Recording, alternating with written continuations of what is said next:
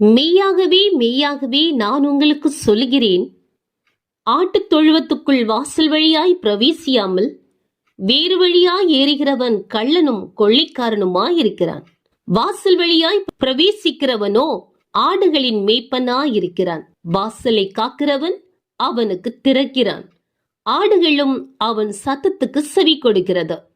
அவன் தன்னுடைய ஆடுகளை பேர் சொல்லி கூப்பிட்டு அவைகளை வெளியே நடத்தி கொண்டு போகிறான். அவன் தன்னுடைய ஆடுகளை வெளியே விட்ட பின்பு அவைகளுக்கு முன்பாக நடந்து போகிறான். ஆடுகள் அவன் சத்தத்தை அறிந்திருக்கிறபடியினால் அவனுக்கு பின் செல்கிறது. அந்நியருடைய சத்தத்தை அறியாதபடியினால் அவைகள் அந்நியனுக்கு பின் செல்லாமல் அவனை விட்டோடிப்போம் என்றார்.